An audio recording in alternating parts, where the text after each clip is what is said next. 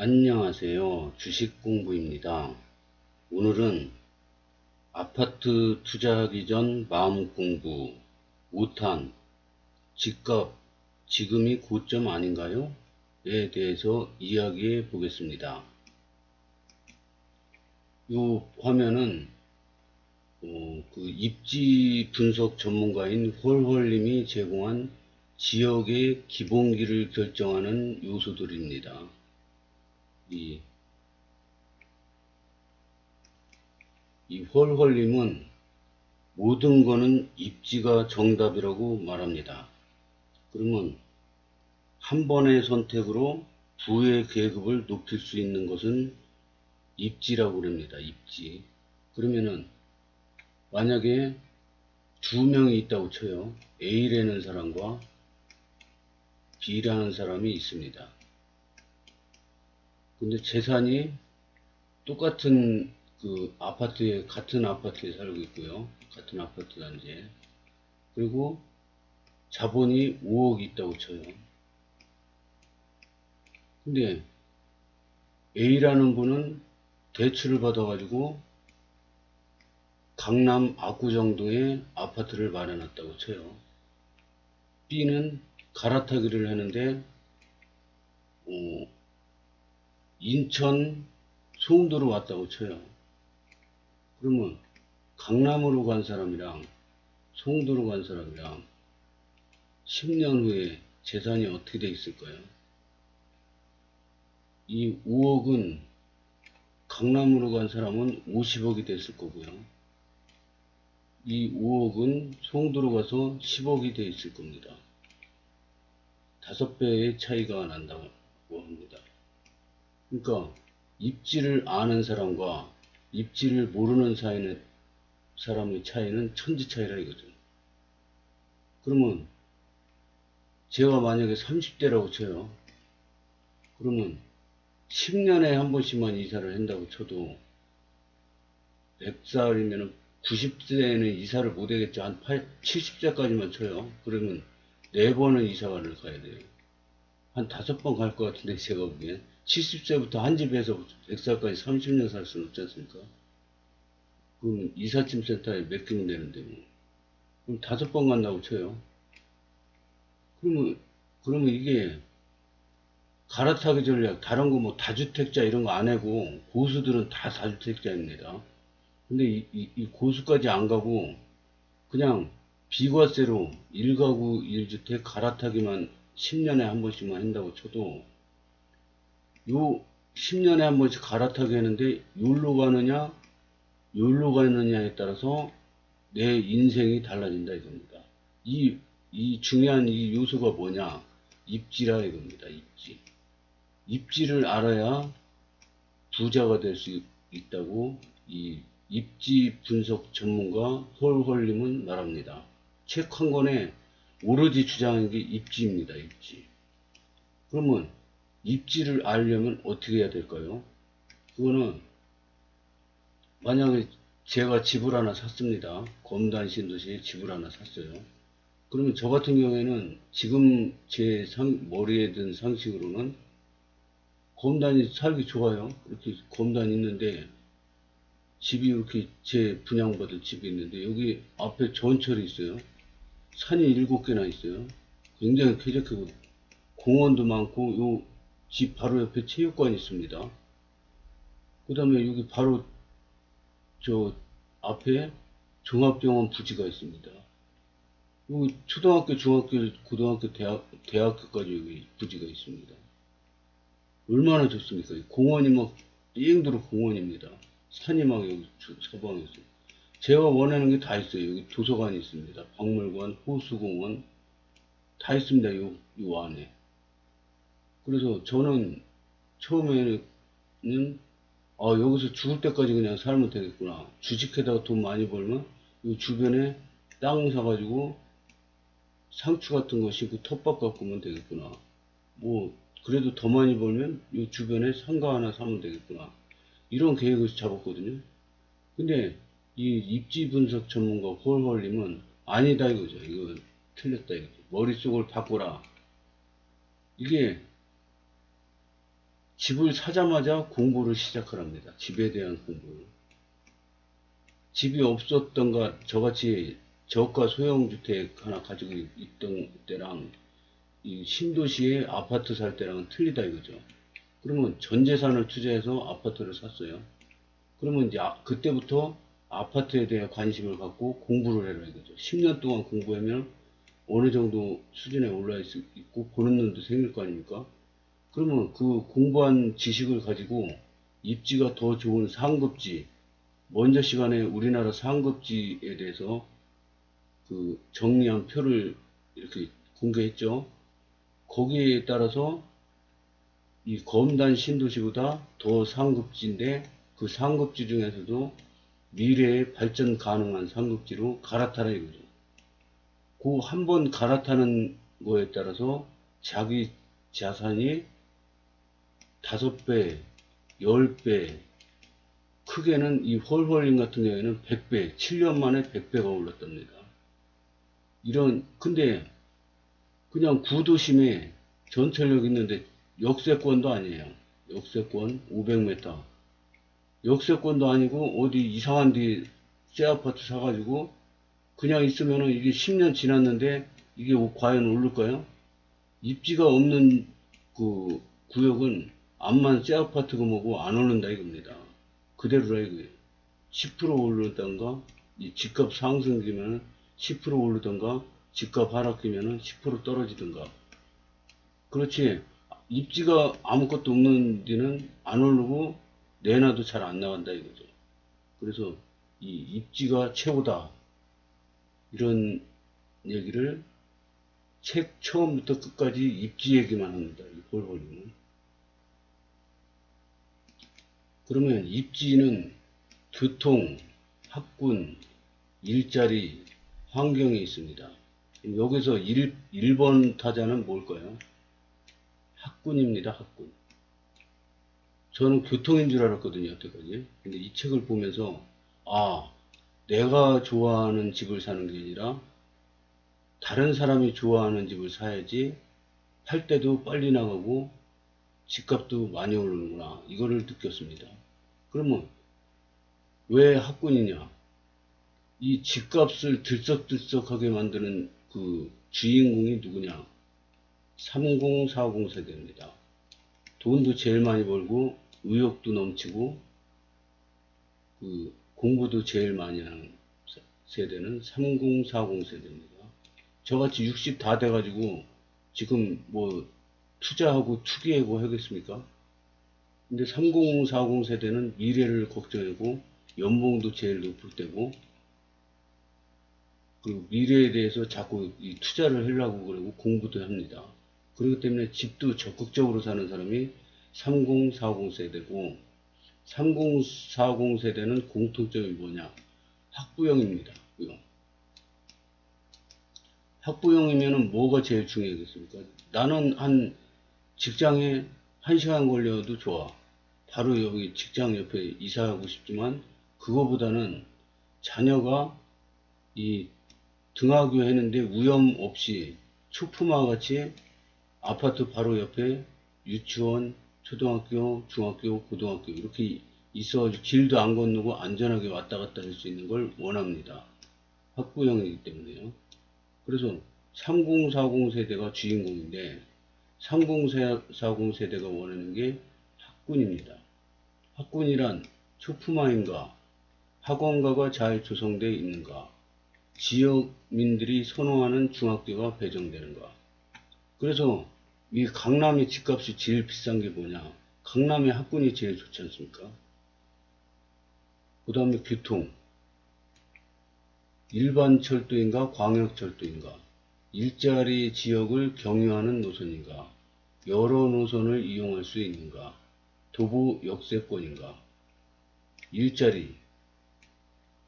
일자리가 많은 지역인가, 일자리 중 고소득 일자리 비중이 높은가, 환경, 강, 호수, 공원 등 자연환경이 잘 조성되어 있는가, 백화점, 대형마트, 편의시설 등 상권이 잘 조성되어 있는가. 여기서 학군이 1번. 2번은 교통이 될 수도 있고, 일자리도 될 수도 있고, 환경도 될 수가 있는데요. 3040 세대는 사람에 따라서 교통이 좋을 수도 있고 일자리가 좋을 수도 있다고 생각합니다. 그리고 다음이 환경이죠. 저같이 나이가 60 먹은 사람은 환경이 1번 타되겠죠. 그렇지만은 주인공은 3040 세대입니다. 그래서 3040 세대의 눈높이를 맞춰서 입지를 봐야지 그게 정답이라고 생각합니다. 오늘은 5탄 집값 지금이 고점 아닌가요? 에 대해서 이야기해 보겠습니다. 집값이 지금이 고점 아닌가요? 이거는 우리나라 그 주택시장에서 몇십 년 됐습니다. 저도 옛날에 그 한 십몇 년 전에 송도에 한번 신도시가 있다 그래서 놀러 가봤었는데요. 부인하고. 근데 거기서 와, 엄청 멋지다 그렇게 생각하면서 모델하우스를 한번 갔어요. 집사람하고 갔는데 부인이 완전 모델하우스 보고 뿅 가더라고요. 와, 이렇게 좋은 거 처음 본다는 거예요. 이게 그때가 84형이었는데 저도 뿅 간 게 안방에 이렇게 있으면은 드레스룸이 이렇게 있죠. 근데 그 옆에 공간에 요만한 독립된 공간이 있는 거예요. 문도 딱 방음 시설도 딱 잘 돼 있고 여기에 컴퓨터 책상 하나 놓고 의자 놓고 그리고 여기 책꽂이 이렇게 놓으면 딱 맞을 공간이에요.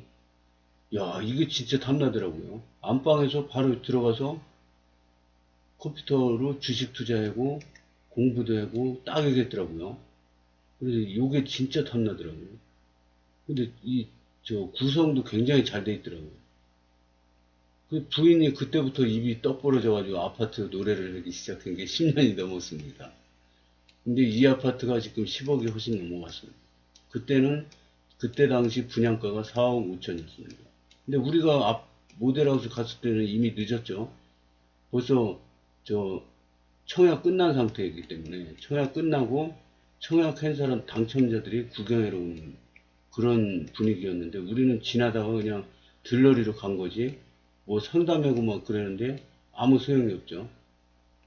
근데 그때는 그것도 몰랐습니다. 청약이라는 게 있는지도 모르고 야, 그때 샀으면 우리 저 4억 5천인데 10억이 넘었는데 몇 배, 한 3배를 먹을 수 있었다. 막 그리고 아쉬워했는데 지금 아파트 구글을 하다 보니까 이게 헛생각이었습니다.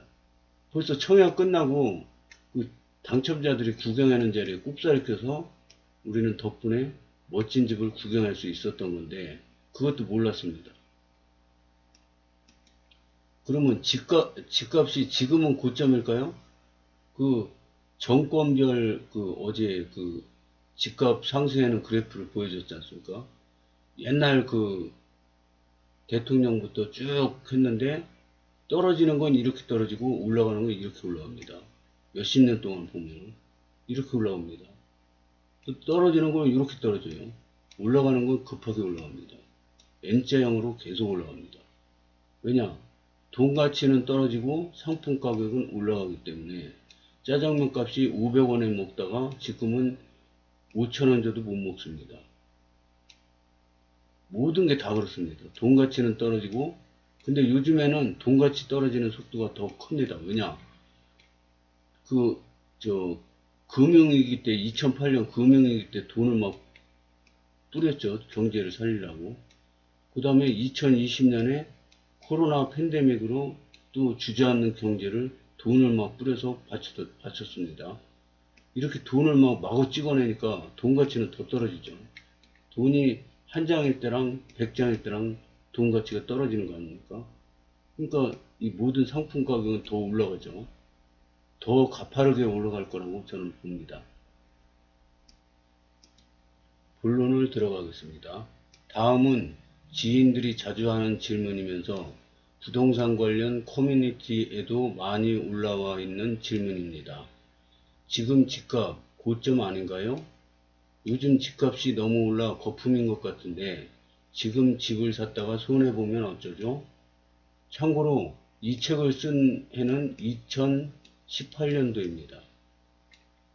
그러니까 2018년도면은 집값이 바닥에서 많이 오를 때인데 이때도 많이 올랐다고 그런 얘기를 합니다. 그러니까 지금도 마찬가지죠. 일반인들 뿐 아니라 부동산 전문가들조차도 종종 고점이라는 단어를 씁니다. 하지만 저는 고점이라는 말을 들으면 조금 당황스럽습니다. 과연 어느 누가 집값의 고점을 계산할 수 있을까요? 집값이 고점인지 계산하려면 주택의 수요, 공급, GDP, 성장률, 통화량, 물가, 금리, 환율, 소득, 인구, 심리, 정책, 경쟁 투자 상품들, 최저임금 등에 대해 분석하고 이 모든 지표들을 계량화한 후 각 지표들의 상관관계에 대해 분석하고 이 지표들의 향후 움직임에 대해 파악해야 할 것입니다. 그렇기 때문에 고점을 예측하는 것은 사실상 불가능하다고 생각합니다. 집값이 너무 많이 오른 것 아니냐는 질문에 답하기 위해 GDP 성장률과 집값 상승률에 대해 설명해 보려고 합니다. GDP 성장률과 집값의 상승률은 비례하며 그 상관관계는 상당히 높습니다. GDP 성장에 따라 소득이 늘어나고 물가도 올라가며 집값도 자연스럽게 올라가기 때문입니다. 나라의 전체 소득이 늘어나는데 부동산 가격이 오르는 것은 어쩌면 자연스러운 일일지 모릅니다. 다음의 그래프에서 2006년 말부터 2017년 말까지 우리나라 GDP가 79% 상승할 동안 전국 공동주택 가격은 49%만 상승한 것을 볼 수 있습니다. 물론 특정 지역은 최근에 많이 상승했지만 평균적으로 볼 때 집값이 거품이라고 판단하기에는 어려운 수준입니다. 이거는 우리나라 공동주택 실거래 지수와 GDP 상관관계입니다. GDP와 집값 상승률이 똑같이 움직입니다. 어려운 수준입니다. 통화량 또한 계속 늘어왔습니다. 시장에 통화량이 늘면 그 돈은 시장 경제의 원리에 따라 어디론가 흘러가게 됩니다. 그리고 늘어난 통화량의 상당 부분은 실물자산, 특히 부동산으로 흘러 들어갑니다. 한 예로 토지가 수용돼 지주들에게 현금이 지급되면 그 현금 중 상당 부분이 인근의 부동산으로 흘러 들어간다는 것은 누구나 아는 사실입니다. 부동산으로 돈을 벌어본 사람들은 계속 부동산에 투자하기 때문입니다. GDP와 통화량만 따져봐도 당장 집값이 폭락할 근거는 희박합니다. 앞으로 본인의 소득이 점차 줄어들 것이고 주변 사람들의 평균 소득도 줄어들며 물가가 내려가고 통화량도 줄어들 것이라고 예측한다면 부동산에 투자하지 말아야 합니다.